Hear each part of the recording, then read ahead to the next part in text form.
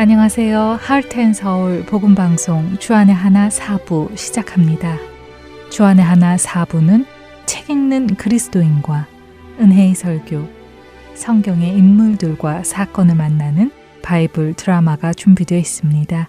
먼저 책 읽는 그리스도인으로 이어집니다.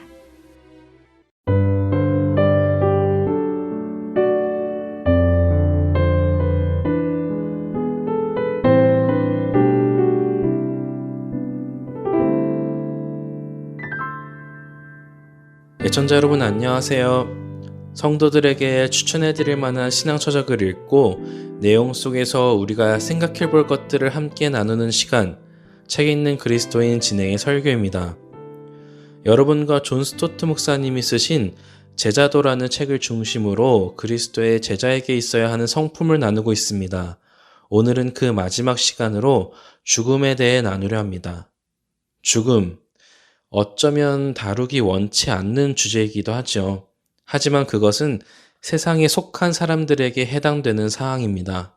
왜냐하면 하나님께서 그 아들 예수 그리스도를 육신을 입고 이 땅에 오게 하신 이유를 히브리서 2장 15절에서 죽기를 무서함으로 한평생 매여 종로로 타는 모든 자들을 놓아주려 하심이라고 말씀하시기 때문입니다.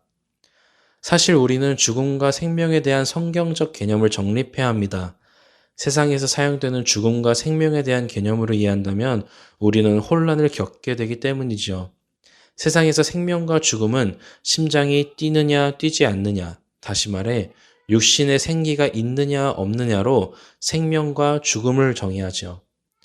하지만 성경은 생명을 빛이라고 표현하기도 하고 하나님 안에 있는 것을 의미하기도 하죠.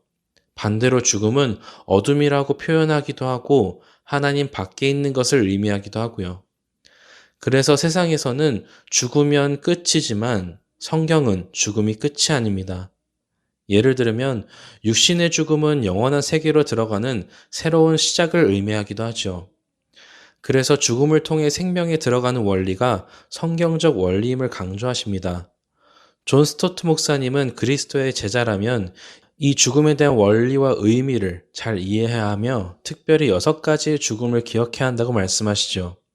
그 첫째는 바로 구원과 관련된 죽음입니다. 예수님의 죽음이 우리에게 생명을 주셨다는 것을 기억해야 한다고 하시죠. 하지만 여기서 예수님만 죽으심으로 끝나서는 안 됨을 지적하십니다. 예수님과 함께 우리도 죽어야 예수님과 함께 생명을 얻는 법칙을 이해해야 함을 말씀하시죠. 그렇다면 우리가 어떻게 예수님과 죽을 수 있을까요?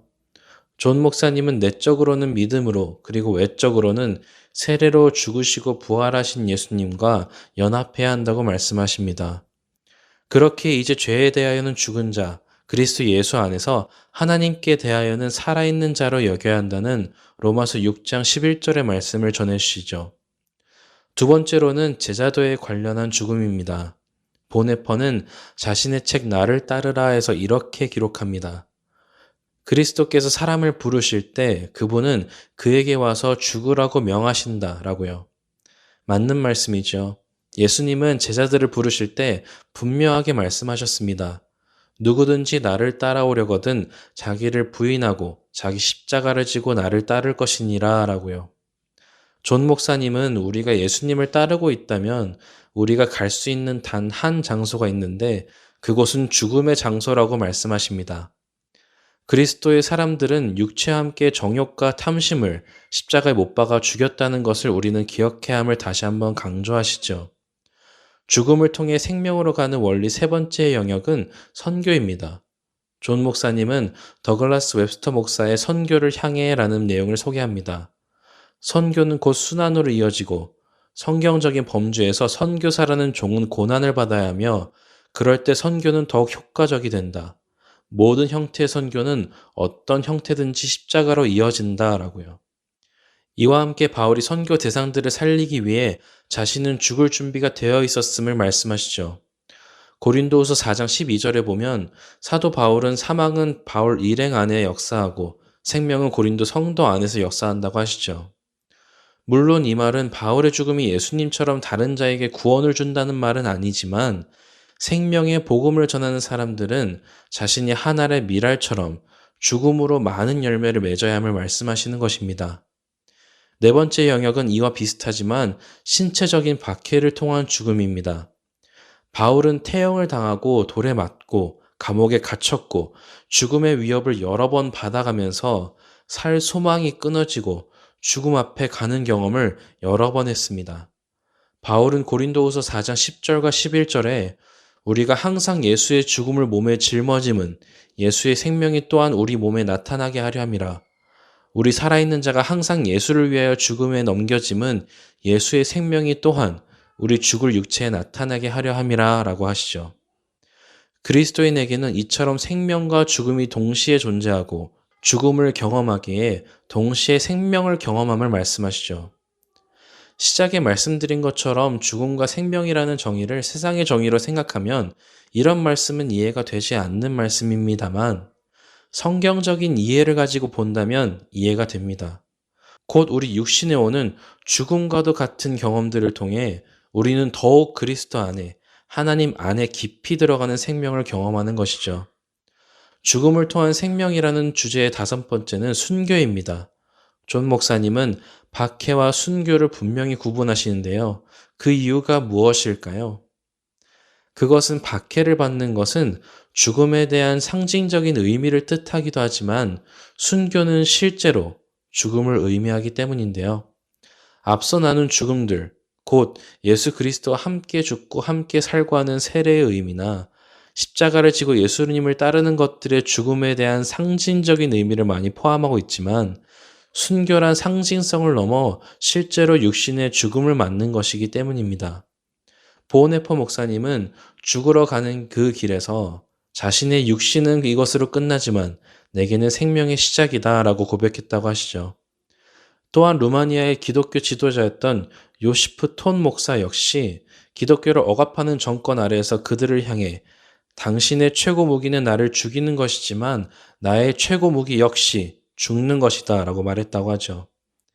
이들은 모두 순교를 통해 하늘에서 상급이 있을 것과 영원한 생명이 기다리고 있음을 알기에 이렇게 죽음에 대응할 수 있었던 것입니다. 마지막으로 다루는 영역은 유한성입니다. 존 목사님은 이 책을 88세 때에 쓰셨습니다. 존 목사님은 90세에 소천하셨습니다. 그러니 목사님이 소천하시기 2년 전이었죠. 이즈음 목사님은 육신의 죽음에 대해 자주 묵상하셨고 죽음이 자신에게 가까이 오고 있는 것을 알고 계셨죠. 그럼에도 불구하고 존 목사님은 죽음을 통한 생명이라는 기독교의 이 역설적 진리를 통해 많은 격려를 받으셨다고 고백하십니다. 세상 사람들은 죽음이 모든 것의 끝이라고 생각하지만 그래서 그 끝에 다다른 것이 두렵지만 그리스도인에게는 죽음은 공포의 대상이 아니라 영원한 생명으로 들어가는 관문이기에 오히려 기쁨의 과정이라는 것이죠. 물론 죽어가는 과정이 지저분할 수도 있고 품위를 지키기 어려울 수도 있지만 사망을 패하신 예수 그리스도를 따라 그 길을 가기에 우리는 죽음 뒤에 있는 선물인 생명을 바라보며 갈 수 있다고 하십니다. 이 방송을 들으시는 분들 중에 육신의 죽음이 가까운 분도 계실 것이고 아직 생각도 해보지 않은 만큼 멀리 느껴지는 분도 계실 것입니다. 그러나 가깝든 멀든 우리 모두는 육신의 죽음을 맞이할 것입니다. 내가 육신의 죽음을 맞이하기 전에 예수 그리스도께서 오시지 않는다면 말입니다. 그렇게 우리는 올바른 죽음에 대한 생각을 가져야 합니다. 성경적인 죽음에 대한 생각 말입니다. 성도들에게 죽음은 끝이 아니라 새로운 시작이며 어둠이 아니라 빛으로 들어가는 즐겁고 감사하고 은혜 가득한 일입니다. 사랑하는 하나님과 나를 위해 십자가를 기꺼이 지신 예수님, 그리고 천국의 길로 나를 인도해 오신 성령님과 또 다른 믿음의 형제들과 함께 하나님께서 약속하신 영원한 생명을 누리는 그 시작입니다. 그리스도의 제자는 곧 그리스도를 따르는 사람들은 이 땅에서 부르심에 응답하여 말씀에 순종하는 삶을 살아가며 예수 그리스도를 닮아가는 삶을 살고 그렇게 예수 그리스도를 따라 이 땅에서의 삶을 잘 마쳐야 합니다. 존 스토트 목사님은 그 삶을 잘 마치셨습니다. 우리들도 앞서가신 예수님을 바라보며 우리에게 주어진 그리스도의 제자로서의 삶을 잘 마칠 수 있기를 바랍니다. 책 읽는 그리스도인 마칩니다.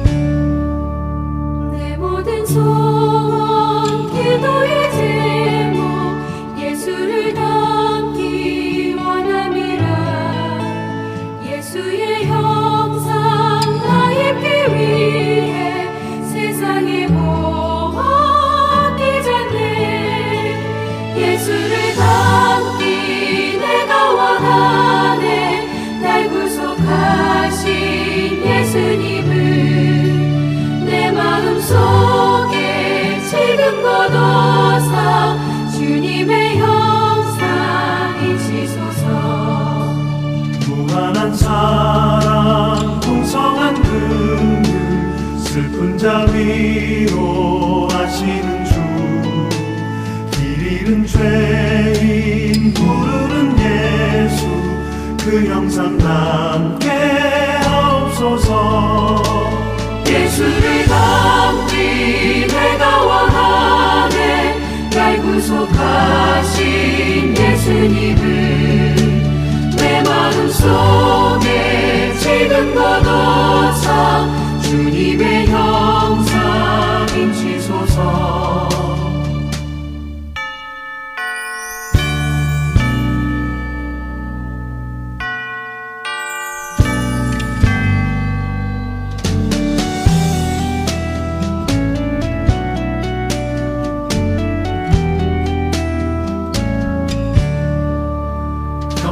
겸손하시고 거룩한 예수 원수의 멸시 참으시사 우리를 위해 고난을 받은 구주를 닮게 하옵소서. 예수를 닮기 내가 원하네. 날 구속하신 예수님을 내 마음속에 지금 거둬서 주님의 형상 인치소서. 예수를 닮기 내가 원하네.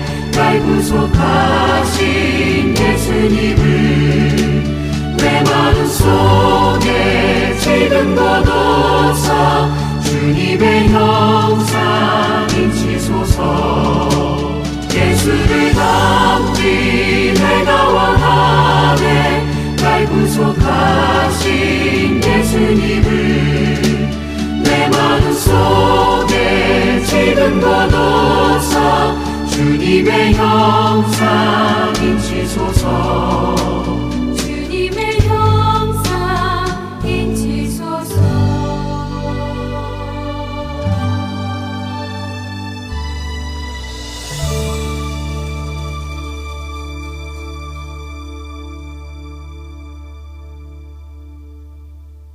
오늘은 캐나다 밴쿠버 그레이스 한인교회 박신일 목사님께서 광야의 영성이라는 제목의 말씀 전해 주십니다. 은혜의 시간 되시길 바랍니다. 오늘 주는 말씀은 민수기 14장 13절로 20절입니다. 구약성경 민수기 14장 13절로 20절까지 제가 봉독해 드리겠습니다. 모세가 여호와께 여짜오되 애굽인 중에서 주의 능력으로 이 백성을 인도하여 내셨거늘 그리하시면 그들이 듣고 이 땅 거주민에게 전하리이다.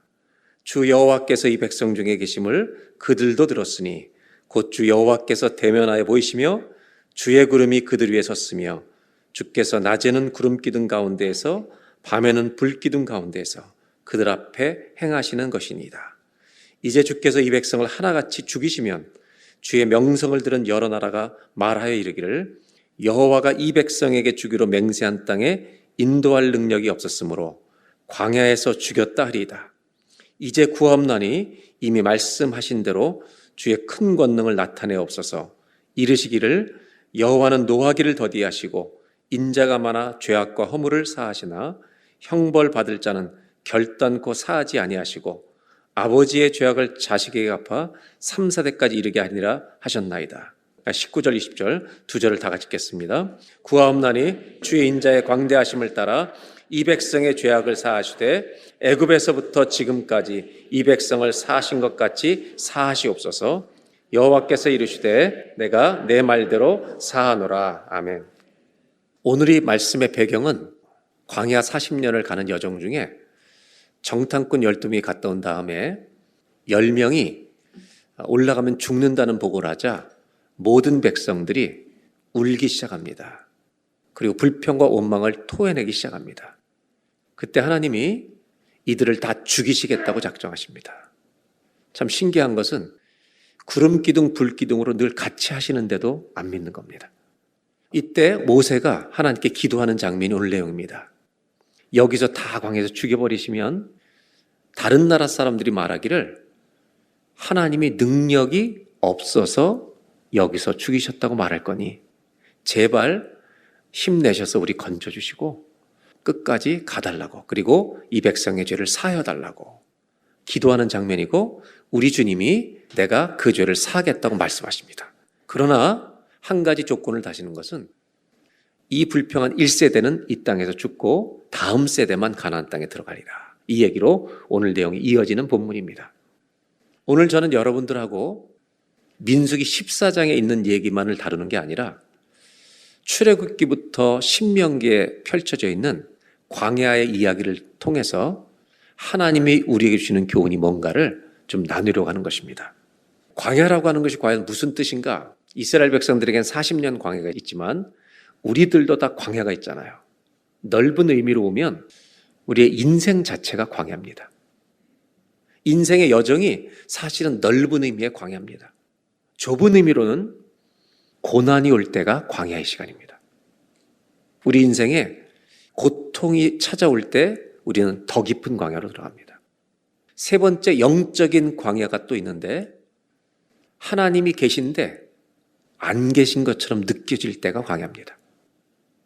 십자가의 성 요한은 그렇게 믿음이 좋은 사람이었지만 내 영혼의 어두운 밤이라는 책을 썼습니다. 하나님을 믿고 있지만 하나님이 안 계신 것처럼 느껴지는 그 시간이 영적 광야입니다. 예수님이 금요일날 십자가에 돌아가시고 주일날 부활하셨다면 여러분 우리가 아는 것처럼 토요일은 광야입니다. 영적으로 제자들이 도망갔던 그 시간들이라는 겁니다. 인생이라는 이 광야는 우리 모두가 다 힘들게 고생하며 사는 것입니다. 힘들지 않은 사람은 아무도 없습니다. 하나님은 인생이라는 광야를 우리로 지나가게 하십니다. 가난한 자도 부자도 병든 사람도 건강한 사람도 다 고난의 광야를 누구나 지나가고 있는 겁니다. 이 광야를 걷게 하신 이유가 뭘까? 나그네라는 걸 잊지 말라는 겁니다. 우리가 다 이렇게 힘들게 걸어가는 나그네다. 그러면 나그네라는 것을 알려주신다면 우리가 서로한테 해야 될 건 뭐냐? 서로를 긍휼히 여기셔야 합니다. 다 힘들게 걸어가고 있구나. 그래서 여러분 출애굽기에 애굽을 탈출하자마자 하나님은 이스라엘 백성들에게, 이 광야를 지나간 백성들에게 서로를, 약자들을 보호하는 사회법을 주셨어요. 사회보호법을. 그래서 뭐라고 말씀하시냐면 소가 사람을 들이받으면, 누군가의 소가, 그 소는 죽여버리라. 그리고 그 고기는 먹지도 말라고 했습니다. 그러면서 이런 말씀을 하세요. 소는 원래 들이받는 습관이 있는 짐승이기 때문에 주의시키는데, 사람들이 소주인에게 주의시키라고 말했음에도 불구하고 그 소가 사람을 죽이면 소만 죽이지 말고 그 임자도 죽이라는 것입니다. 그만큼 피해를 주지 말고 살라는 것입니다. 그래서 우리가 이 신앙의 길을 걸어가면서 서로를 불쌍히 여기는 은혜가 있길 바랍니다. 그리고 어떤 것까지 만드시냐면, 가난한 사람이 집에 가장인데 먹을 것이 없어서 자기가 그 중동이니까 낮엔 덥고 밤엔 추우니까 겉옷, 담요처럼 겉옷을 가지고 다니는데 뚫뚫 말아 다니는데, 먹을 게 없어서 이 담요를 부자에게 전당 잡히고 돈을 빌려서 가족들을 먹이잖아요, 그날 저녁을.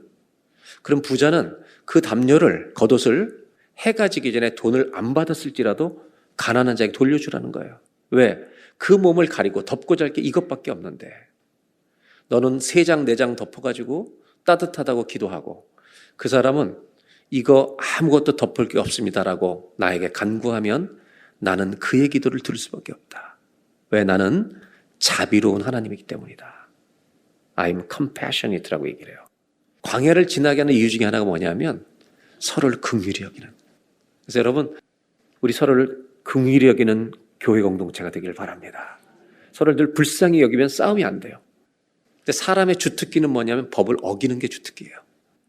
광야를 그런 법을 주셨지만 또 탐내고 빼앗고 시기하고 욕하고, 이런 수많은 백성들이 40년의 광야를 걸어가면서 이 광야를 걸어가 계신 하나님의 뜻이 뭘까?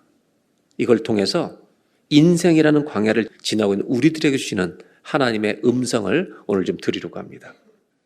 스데반 집사님은 사도행전 7장에 설교하면서 돌에 맞아 죽기 전에 이스라엘 역사를 쭉 회고하면서 예수님에 대한 얘기를 하면서 출애굽의 광야 시절 이 시간을 뭐라고 불렀냐면 광야 교회라고 불렀습니다. 그들이 광야 교회를 건너갔다고 말합니다. 광야의 이 여정이 교회도 될 수 있다는 것을 의미합니다. 그럼에도 불구하고 이스라엘 백성들은 40년 광야를 거니면서 수많은 문제를 만들고 일들을 터뜨립니다. 근데 광야를 가보면, 이 40년 광야를 가보면 우리랑 비슷한데요. 뭐가 제일 많냐 하면 참 말이 많습니다. 그래서 성경의 출애굽기 14장에 보면 애굽을 탈출하자마자 기쁨의 노래를 불렀던 이스라엘 백성들이 홍해 바다를 딱 만나니까 바로 원망이 터지기 시작합니다. 14장 11절 12절 두 절만 우리 다 같이 한번 봉독하도록 하겠습니다. 그들이 또 모세에게 이르되 어찌하여 당신이 우리를 애굽에서 이끌어내어 우리에게 이같이 12절 우리가 애굽에서 당신에게 이른 말이 이것이 아니냐 이르기를 우리를 내버려두라 우리가 애굽 사람을 섬길 것이라 하지 아니하더냐 애굽 사람을 섬기는 것이 광야에서 죽는 것보다 낫겠노라. 그렇게 기뻐하던 이스라엘 백성들이 홍해바다 만나니까 애굽 사람을 섬기고 거기에 사는 것이 광야에서 죽는 것보다 낫겠다고 원망과 불평을 터뜨립니다. 광야는 어떤 곳이냐면 말이 무성한 곳입니다. 사람은 고통을 만나면 말이 많아지는 거예요. 욥을 보세요. 욥이 아프니까 친구들이 몰려들어가지고 얼마나 많은 말을 쏟아냅니까? 16장에 보면 또 이렇게 이스라엘 백성들은 말합니다. 2절 3절인데 제가 읽어드릴게요. 이스라엘 자손 온 회중이 그 광야에서 모세와 아론을 원망하여 이스라엘 자손이 그들에게 이르되 우리가 애굽 땅에서 고기 가마 곁에 앉아있던 때와 떡을 배불리 먹던 때 여호와의 손에 죽었더라면 좋았을 것을. 고기 가마 곁에 앉아있던 때 고기는 먹지는 않았던 것 같아요. 옆에 앉아만 있었던 것 같아요. 그리고 떡을 배불리 먹었던 것 같아요. 그때 여호와의 손에 거기서 그냥 죽었더라면 좋았을 것을 너희가 이 광야로 우리를 인도해내어 온 회중이 줄여 죽게 하는도다. 광야는 사람들의 말이 무성한 곳입니다. 민수기 11장에 보면 이 말이 너무 힘들어서 모세는 하나님께 가서 아예 자기를 죽여달라고 말합니다. 왜 이렇게 힘든 짐을 나한테 맡기셔가지고 이 사람들의 말에 치여 내가 죽기 전에 그냥 당신이 죽여달라고, 나 못하겠다고 그렇게 말할 정도로 말에 짓눌려서 있었습니다. 그만큼 광야는 말이 많습니다. 우리 교회 성도님들은 어려운 일을 만나면 말이 많아지는 게 아니라 조용히 침묵하시고 기도가 많아지길 바랍니다. 그것이 성숙한 교인의 태도가 아니겠습니까? 고난의 광야에는 두 가지가 있습니다. 사람들의 말이 엄청나게 많고 또 하나는 말만 있지 않습니다. 힘들어하는 모세에게 이스라엘 백성들을 향해서 하나님이 하시는 말씀이 있습니다. 광야는 사람들의 말이 쏟아지는 곳이기도 하지만 동시에 하나님 말씀이 임하는 곳이기도 합니다. 광야는 그래서 불평의 땅이 될 수도 있지만 예배 처소가 될 수도 있습니다. 신앙과 불신앙이 언제든지 우리 안에서 터질 수 있는 것이 광야입니다. 이 고난의 광야에서 가장 필요한 것은요, 주의 말씀입니다. 이 말씀이 와야 건너갈 수 있습니다. 저는 이번에 한국을 방문하면서 느낀 게 뭐냐면 이 부산부터 쭉 다녔는데요. 모든 사람들이 광야를 지나고 있어요. 한국을 보도하라 그러면 제가 이번에 6주 갔다 온 보고 한마디로 할 수 있어요. 모든 사람이 광야를 지나고 있더라. 멀쩡한 사람이 하나도 없어요. 다 가슴속에 아픔을 가지고 살아요. 대전에서 집회를 하고 있는데 끝나고 저녁에 나왔는데 차를 타려고 하는데 젊은 여자분이 기도를 해달라고 있어요. 거기 부목사님이 거기 얘기하셨는데 40대 초반에 집사님이 자녀가 둘인데 3가지 암이 걸렸어요. 근데 마침 제가 서울에 있는 종양내과 아주 유명한 종양내과 닥터가 대전에 일이 있어 왔다 그 집회를 참석한 거예요. 근데 그 시간에 저를 만나러 또 거기 와 있는 거예요. 그래서 이제 종양내과 있으니까 소개하고 이제 들어보라 했어요. 다 듣고 한 가지 암은 어떻게 손을 쓸 수가 없어요 지금. 자녀가 둘인데 기도해 달라는 거예요.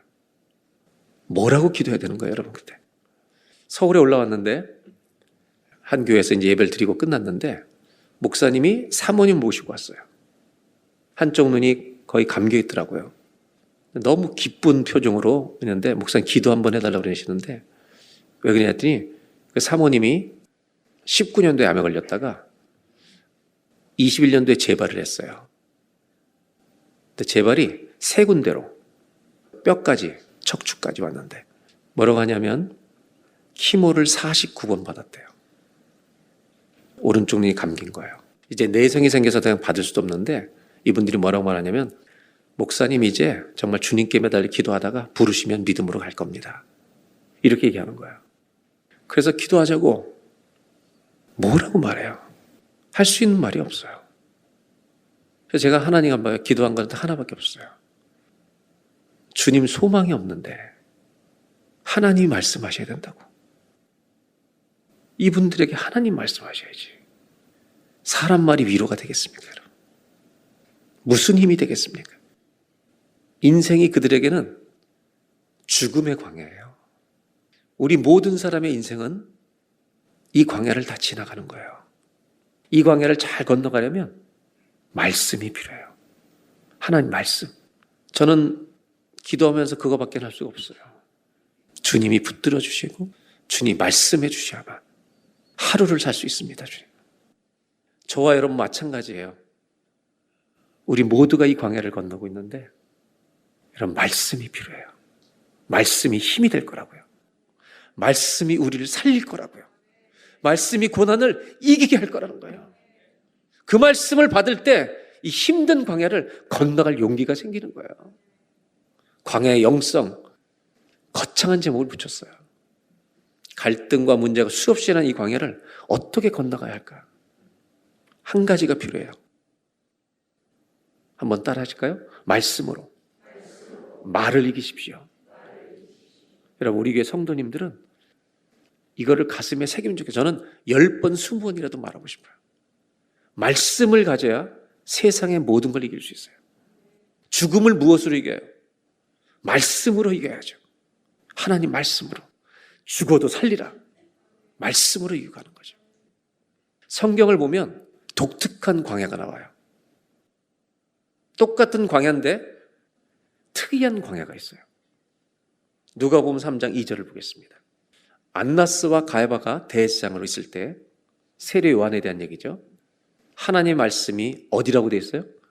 이게 광야예요. 다른 번역엔 다 광야로 되어 있어요. 광야에서 사갈의 아들 세례 요한에게 말씀이 맺대요. 이 빈들은 우리가 생각하는 고난의 광야이기 있기 전에 물론 그런 똑같은 광야지만 어떤 광야냐면 하나님과 1대1로 만나는 시간인 거예요. 우리가 험난한 세상이라는 광야를 지나가려면 하나님과 나만이 단둘이 만나는 주의 말씀이 나에게 임하는 은혜의 광야가 있어야 돼요. 지성소가 있어야 돼요. 하나님 앞에 엎드리는 기도의 광야가 있어야 돼요. 말씀을 소중히 여기고 하나님 말씀을 읽는, 그래서 그분이 나에게 말씀하시는 말씀을 받는, 여러분 내 인생의 광야 속의 지성소 같은 말씀이 임하는 광야를 매일 가지고 사시기를 주의 이름으로 축복합니다. 이 빈들은 은혜의 광야가 될 겁니다. 그래서 여러분 부탁하는 것은 매일 말씀을 꼭 붙들고 읽고 주의 말씀을 가슴에 새겨서 여러분 이 말씀으로 이번 주도 세상의 광야를 건너가는 은혜의 한 주간 되시기를 주의 이름으로 축복합니다. 신명기로 가면 이 광야를 해석해 주시는, 설명해 주시는 이야기가 나옵니다. 8장 11절인데요. 이제 모세가 죽기 전에 설교하는 설교인데 내가 오늘 너에게 명하는 여호와의 명령과 법도와 규례를 지키지 아니하고 여호와를 잊어버리지 않도록 삼갈지어다. 하나님을 잊어버리지 말라고 부탁합니다. 12절. 이제 가나안 땅에 들어가면 네가 먹어서 배부르고 아름다운 집을 짓고 거주하게 되며 13절. 또 내 소와 양이 번성하며 내 은금이 가나안 땅으로 들어가면 삶이 좀 달라질 텐데 네 소유가 다 풍부하게 될 때 14절. 네 마음이 교만하여 너희 하나님 여호와를 잊어버릴까 염려하노라. 여호와는 너를 애굽 땅 종되었던 집에서 이끌어내시고 너를 인도하여 그 광대하고 위험한 광야 곧 불뱀과 전갈이 있고 물이 없는 건조한 땅을 지나게 하셨으며 또 너를 위하여 단단한 반석에서 물을 내셨으며 내 조상들도 알지 못하던 만나를 광야에서 너에게 먹이셨나니 이는 다 너를 낮추시며 너를 시험하사 다 같이 마침내 내게 복을 주려 하심이었니라. 이 광야를 다 지나가게 하신 것 중에 하나가 결국에는 마침내 너에게 복을 주려 하심이라. 저는 이 문제를 좀 얘기하려고 그러는 거예요.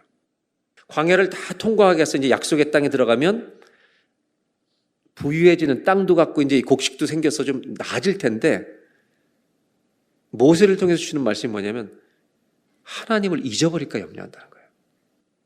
그러면서 하시는 말씀이 이 광야를 불뱀과 전갈에서 이 광야를 다 지나게 하신 것은 결국에 마침내 복을 주려 하심이라. 다른 말로는요, 잘 되게 하려 하심이라. 이 문자적인 의미로 보면 가나안 땅에서 이제 고난보다 더 좋은 이제는 편한 곳을 살게 될 거라는 뜻이 있지만 제가 여러분과 이 부분을 다루고 싶은 것은 도대체 이 복이 뭐냐? 넉넉해지는 복이냐? 이거를 좀 생각해 보려는 겁니다. 신명기 8장 17절 18절에 보면 이런 말씀이 있습니다. 그렇게 가나안 땅에 들어갔을 때 네가 마음에 이르기를 내 능력과 내 손의 힘으로 내가 이 재물을 얻었다. 내가 한 것이라고 말할까? 주님이 우려하시는 거예요. 18절 다 같이 읽겠습니다. 내 하나님 여호와를 기억하라. 그가 내게 재물 얻을 능력을 주셨습니다. 이같이 하시면 내 조상들에게 맹세하신 언약을 오늘과 같이 18절 자 질문할게요. 내 하나님 여호와를 기억하라. 그 다음에 그가 너에게 재물 얻을 능력을 주셨습니다. 이 두 줄 중에 첫째 줄이 중요해요? 둘째 줄이 중요해요? 거짓말하지 말고 우리 모두는 이 말씀 보면 재물 얻을 능력 아멘 이게 복이지. 신명기는요 광야를 해석해 주는 것 같아요. 뭐라고 말하냐면 너 하나님 여호와를 기억해라. 광야를 건너면서 우리가 배워야 될 것 중에 하나가 뭐냐? 하나님을 기억하는 거예요. 무엇이 복인가? 그 다음 절을 보면 조금 더 쉽게 설명이 되는데 19절입니다. 네가 만일 네 하나님 여호와를 잊어버리고 하나님을 잊어버리고 우상을 섬기면 반드시 멸망한다. 광야를 통과한 백성들에게 하나님의 관심사는 딱 하나예요. 나를 잊어버리지 마라. 17절, 18절을 세 번역으로 좀 읽어보겠습니다. 당신들이 마음속으로 이 재물은 내 능력과 내 손의 힘으로 모은 것이라고 생각할 것 같아서 걱정이 됩니다.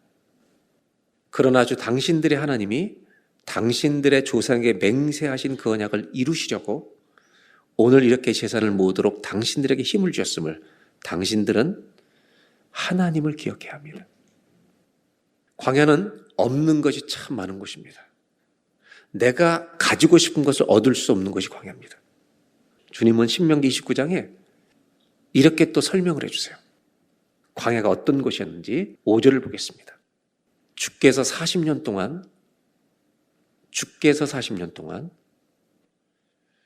너희를 광야에서 인도하게 하셨거니와 너희 몸에 옷이 낡아지지 아니하였고 발의 신이 헤어지지 아니하였으며 너희에게 떡도 먹지 못하며 포도주나 독주를 마시지 못하게 했음은 주는 너희 하나님 여호와신 줄을 알게 하려 하심이라. 이거 하나를 알게 하시려고 인생이라는 여정을 통과하신다는 거예요. 이 광야를 통과하게 하신다는 거예요. 모세는 32장에서 모세의 노래를 지어 부릅니다. 하늘이여 귀를 기울이라. 내가 말하리라. 땅은 내 입에 말을 들을지어다. 이렇게 모세의 노래를 지어서 노래를 짓는데 그 중에 10절로 12절에 이렇게 말합니다. 광야를 이렇게 해석하고 있어요. 여호와께서 그를 황무지에서 짐승의 부르짖는 광야에서 만나시고 고통의 광야를 지나갈 때 하나님이 나를 만나주셨다는 거예요. 호위하시며 보호하시며 자기의 눈동자같이 지키셨도다. 마치 독수리가 자기의 보금자리를 어지럽게 하며 자기의 새끼 위에 너풀거리며 그의 날개를 펴서 새끼를 받으며, 여러분 독수리는 새끼를 기를 때 어느 정도 크면 떨어뜨리잖아요. 날으라고.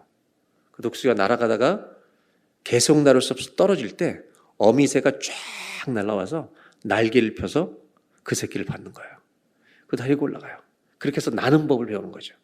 훈련시키는데, 다시 11절을 보면 그의 날개를 펴서 새끼를 받으며 그의 날개 위의 것을 독수리가 새끼를 엎는 것 같이, 이런 것과 같이 여호와께서 홀로 그를 인도하셨고 그와 함께한 다른 신이 없었도다. 성경은 뭐라고 얘기하냐면, 광야는 독수리 어미가 새끼를 날개를 펴서 업어주신 것처럼 우리를 이렇게 업고 지나가셨다고 말하는 거예요. 참된 복은 가나안 땅이 아닙니다. 경제적으로 여유가 생기는 게 복이라는 것을 말하려는 게 아닙니다. 광야는 내가 원하는 것을 얻을 수 없는 곳이 광야입니다. 내 뜻대로 안 되는 곳이 광야입니다. 그 소망이 끊어진 땅에서 진짜 소망을 발견하게 하는 것이 광야입니다. 모세는 신명기에서 이렇게 말하는 거죠. 이 광야 40년 동안 지나오는 동안 한 가지를 반드시 잊지 말아야 한다. 주님이 인도하셨다. 어떻게 인도하셨냐면, 독수리가 새끼 엎듯이 너희를 업고 왔다. 여러분 다 광야를 지나고 있는 거 맞죠? 우리? 질문 하나 하겠습니다. 주님이 여러분을 업고 오셨습니까? 업어주셨어요? 안 업어주신 것 같아요. 오늘 주님이 꼭 안아주실 겁니다. 이거를 깨닫는 이 시간이 뭐냐? 광야라는 거예요. 광야에서는 다 잃어버려도, 내가 원하는 거 아무것도 없어도 하나는 반드시 얻으셔야 돼요. 주님이에요. 아멘. 하나님 얻으라고 이 광야를 주신 겁니다. 인생이라는 광야의 여정을 지나가는 동안 여러분, 내가 성공 한번 못했다 할지라도 하나님 얻는 것이 최고의 성공입니다. 최고복입니다. 결국에는 마침내 복을 주려 하심이라. 무슨 복이에요? 신명기 말하는 게, 내가 너의 광야를 통과시키는 이유가 딱 하나가 있는데, 주 하나님이 너의 여호와인 것을 알게 하려 하심이라. 여러분, 인생의 광야에서 하나님 얻는 복을 꼭 누리시기를 주의 이름으로 축원합니다. 욥기는 고통으로 시작합니다. 고통이 딱 오자마자 수학 공식처럼 여러분 찬송과 신앙 고백이 터집니다. 주신 자도 여호와, 취하신 자도 여호와다. 여러분, 우리가 알고 있는 신앙 고백은요, 고난이 딱 오면 바로 터질 수 있어요. 근데 고난이 길어지면 습득되고 지식으로 가진 신앙으로는 고난을 이길 수가 없습니다. 내 가슴을 통과한 고백이 필요합니다. 친구들이 와서 막, 네가 지금 죄 때문에 이런 고통을 당하는데 내가 보니까 네 죄보다 고통이 약해, 막 이렇게 막 공격을 하기 시작합니다. 욥도 얼마나 괴로워해요. 내가 차라리 태어나지 말았어야 되는데, 내가 태어난 날 어미 뱃속에서 나오느라 그냥 죽은 채로 나왔어야 되는데, 막 갈등과 고통을 겪죠. 이걸 보면 이 사람 믿음이 있나? 이런 의심이 들 정도예요. 근데 욥이 잘한 게 딱 하나 있죠. 뭘 잘했는지 아세요, 여러분? 그렇게 울면서도 하나님 앞에서 우는 거예요. 하나님 앞에서 우는 거예요. 오른편에 가도 주님 안 계시고, 왼편에서 일하는 것 같아서 갔는데도 안 계시고, 안 계신 것 같아요, 주님이. 여러분, 하나님 앞에서 우는 소리는 주님이 신음소리로 다 들어요. 하나님 앞에서 여러분 외치는 소리는 주님께 다 기도소리예요. 울면서 말하지 않아도 그 가슴 속에 있는 언어를 다 들으시는 거예요. 하나님 앞에 있어야 돼요. 욥은 믿음이 죽지 않았어요. 나의 가는 길 오직 그가 하시나니 그가 나를 단련하신 후에는 내가 정금같이 나오리라. 믿음이 있더라니까요. 여러분, 믿음이 있어요. 여러분 안에, 우리 안에 있다고요. 우리가 흔들릴 뿐이지. 근데 가슴을 통과해서 나오는 거죠. 그랬더니 친구보다 더한 놈이 나타나. 엘리후라는 사람이 나타나. 다 조용히 해. 그러면서 선생님처럼 얘기를 하는 거예요. 여러분, 욥기는 주신 자도 여호와, 취하신 자도 여호와입니다. 요거로 끝이 나면 욥기의 주제는 욥의 믿음입니다. 욥기의 주제는 욥의 믿음이 아닙니다. 욥기의 주제는 하나님이십니다. 수많은 말이 떠들 때 주님이 나타나십니다. 그렇게 많은 말을 하던 욥에게도 주님이 말씀하십니다. 너 똑바로 대장부처럼 말해봐. 이 세상을 지을 때 네가 있었니?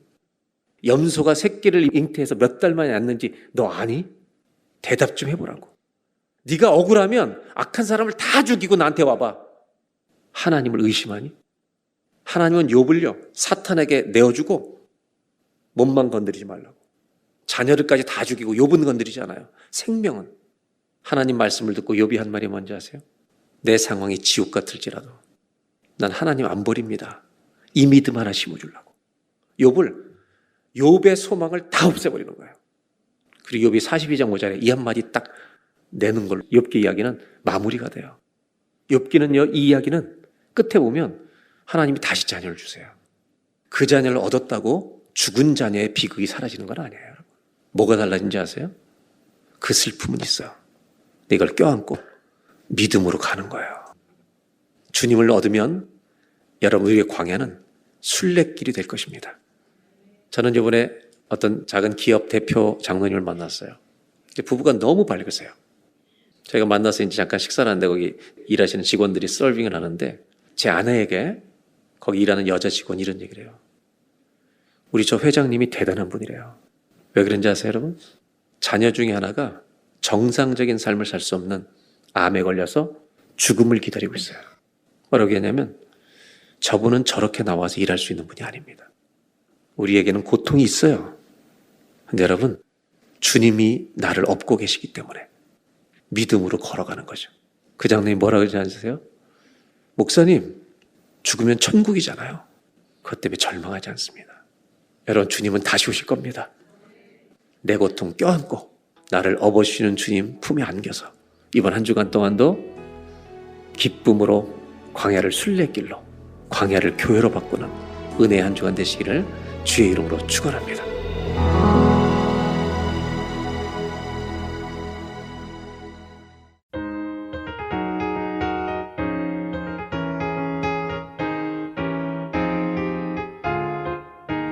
내가 매일 기쁘게 순례의 길 행함은 주의 팔이 나를 안보함이요.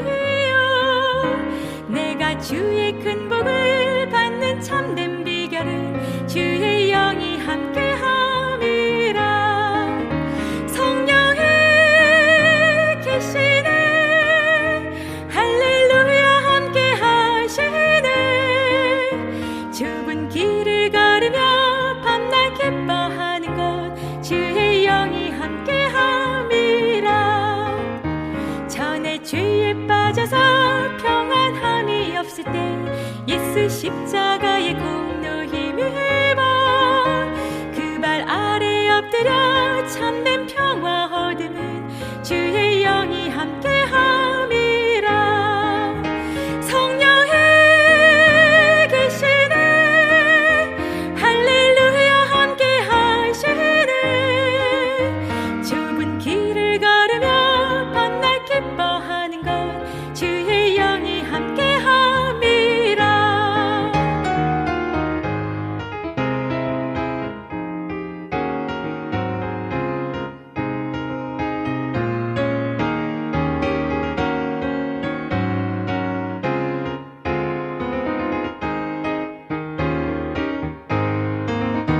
나와 동행하시고 모든 염려하시니 나는 숲의 새와 같이 기쁘다. 내가 기쁜 마음으로 주의 뜻을 행함은 주의 영이 함께함이라. 성령이 계시네 할렐루야 함께하시네. 좁은 길을 걸으며 밤낮 기뻐하는 것 주의 영이 함께함이라. 좁은 길을 걸으며 밤낮 기뻐하는 것 주의 영이 함께함이라.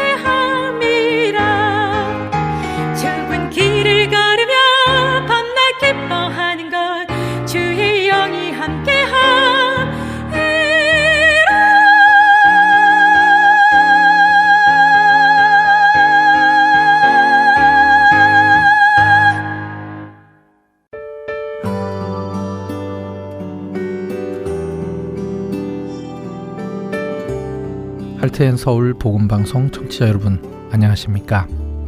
유병성 목사입니다. 세상에는 소망 없이 살아가는 영혼들이 많습니다. 본 할트앤서울 복음방송은 그렇게 소망 없이 살아가고 있는 이들에게 참된 소망이신 구주 예수 그리스도를 전하는 메신저입니다. 귀 있는 자들에게 예수님만이 참된 소망이며 생명이심을 널리 알리는 이 사역을 위해 기도와 물질로 동참하기 원하시는 분들은 전화번호 602-866-8999으로 문의 주시기 바랍니다.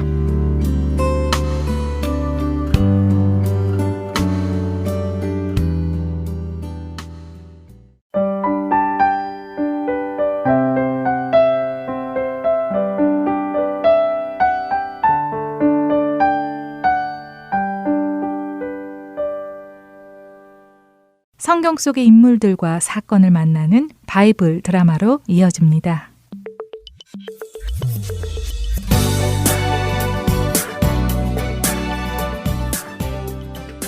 애청자 여러분 안녕하세요. 바이블 드라마 진행의 박영규입니다. 다윗의 넷째 아들 아도니아는 늙은 아버지 다윗을 이어 자연히 자신이 왕이 될 것이라고 생각하며 아버지의 신하들에게 자신을 지지해달라고 했죠. 요압과 아비아달 제사장은 그런 아도니아를 지지해 주었습니다.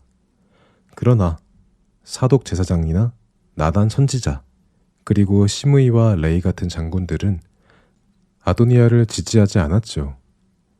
아도니아는 자신의 힘을 굳히기 위해 자신을 지지하는 요압과 아비아달을 부리고 솔로몬을 뺀 자신의 동생들인 다른 왕자들과 신하들을 초대하여 잔치를 벌였습니다. 이때 나단 선지자는 급히 솔로몬의 어머니 밧세바에게 그 일을 알렸습니다. 아니, 뭐라고요? 아도니아가 왕이 되었다고요? 밧세바 왕후님, 제 말을 잘 들으시기 바랍니다. 이제 제가 왕후와 왕후의 아들이신 솔로몬 왕자의 생명을 구할 방법을 알려드릴 테니 제가 드리는 말씀대로 하십시오. 왕후께서는 지금 당장 다윗 왕을 찾아가십시오. 그리고는 다윗 왕께 이렇게 따지십시오. 다윗 왕이시여, 왕께서는 전에 우리의 아들 솔로몬 왕자를 왕을 대신하여 왕의 자리에 앉히겠다고 약속하지 않으셨습니까? 그런데 어찌하여 아도니아가 왕이 되었습니까? 라고 말입니다. 그렇게 말씀하고 계시면 제가 그쯤에 들어가 왕후님을 돕도록 하겠습니다. 밧세바는 나단 선지자의 말을 듣고 곧장 다윗 왕을 찾아갑니다.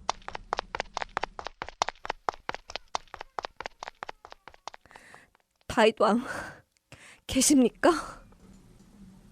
밧세바, 어쩐 일이십니까?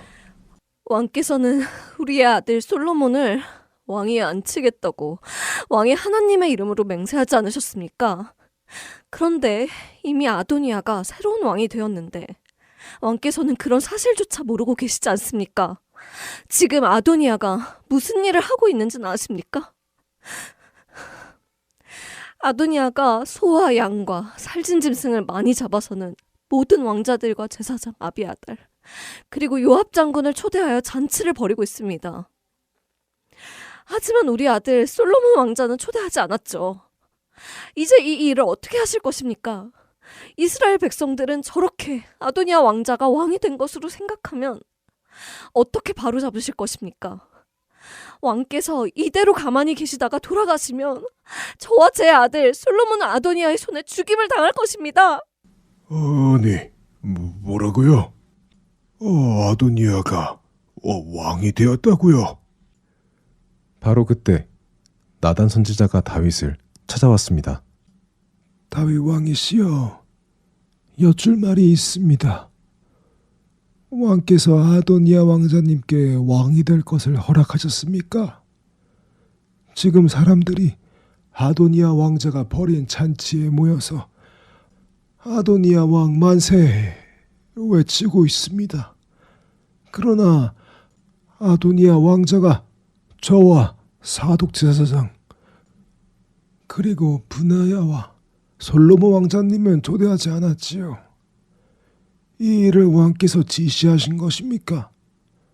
제가 알기로 다윗 왕께서는 아직 저에게 누가 후계자가 될 것인지 말씀하신 일이 없는 것으로 압니다만.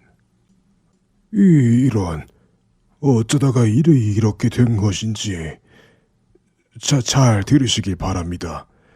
밧세바 왕후, 당신도 잘 들으시구려.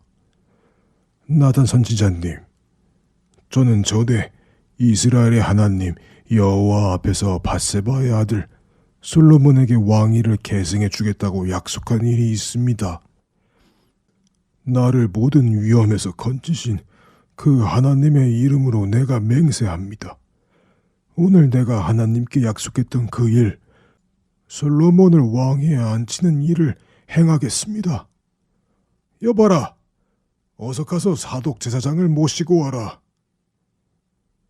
다윗은 나단 선지자와 사독 제사장 그리고 뛰어난 용사 브나야를 불러서는 말합니다. 자, 여러분은 이제 솔로몬 왕자를 노새에 태워서는 기온으로 가시기 바랍니다. 그리고 그곳에서 사독 제사장과 나단 선지자께서는 솔로몬에게 기름을 부어 이스라엘의 왕으로 세우시기 바랍니다. 그러면 브나야, 자네는 군사들을 시켜 뿔나팔을 불도록 하고 솔로몬 왕 만세를 외치도록 하게. 그런 후에 모두가 다 솔로몬을 앞세우고 이곳으로 다시 돌아오시기 바랍니다. 그리고는 내 자리에 앉히십시오. 나는 이미 솔로몬에게 그 자리를 주기로 마음을 정했습니다. 이렇게 하여 나단 선지자는 사독 제사장과 함께 솔로몬 왕자를 노새에 태워 기온으로 내려갑니다. 그리고 다윗이 시킨 대로 기름을 가져다 솔로몬에게 붓지요. 그렇게 솔로몬이 이스라엘의 왕으로 세움을 받습니다. 그 자리에 있던 모든 사람들은 큰 소리로 나팔을 불며 솔로몬 만세를 외쳤지요.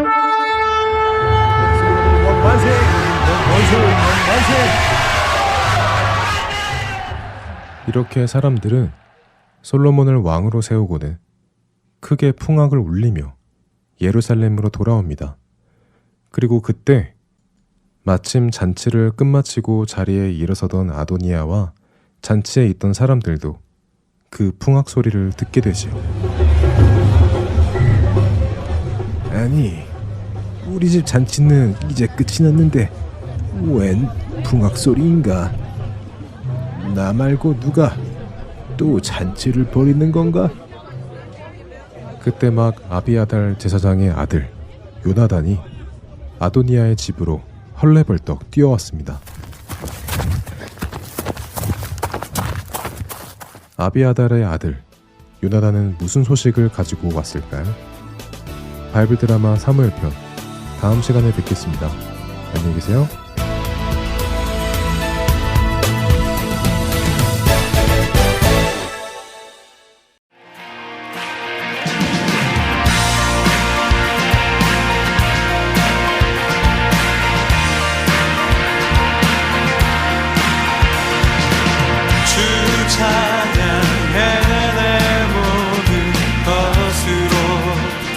온 마음 다해 주행하시는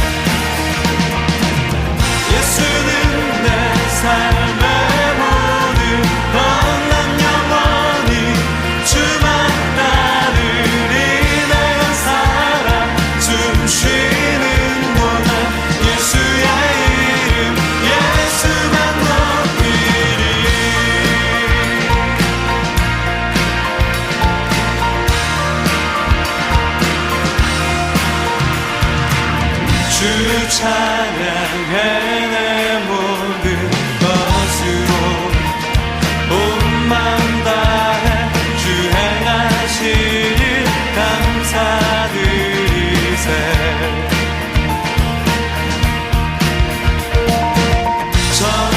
전능하신 주 다스리시네. 영원토록 내 모든 삶을 주께 드리리.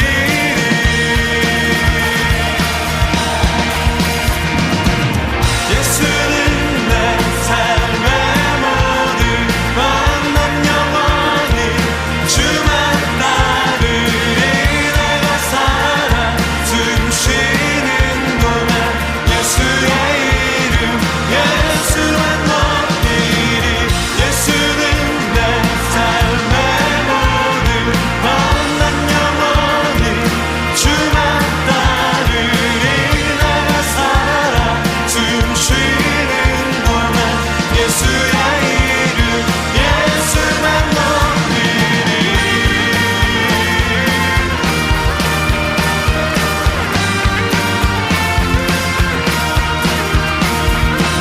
주는 내 삶을 만족시키시니 내게 부족한 전혀 없네.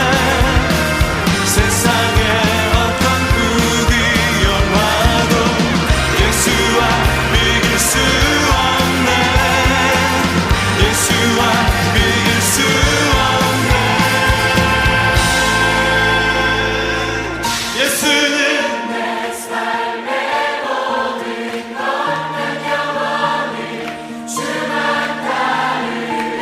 내가 살아 숨 쉬는 동안 예수의 이름 예수만 높이리. 예수는 내 삶의 모든 건 난 영원히 주만 따르리. 내가 살아 숨 쉬는 동안 예수의 이름 예수만 높이리. 예수는 내 삶의 모든 건 난 영원히 주만 따르리. 내가 살아 숨 쉬는 동안 예수의 이름 예수만. 예수는 내 삶의 모든 건 난 영원히 주만 따르리. 내가 살아 숨 쉬는 동안 예수의 이름 예수만 높이리.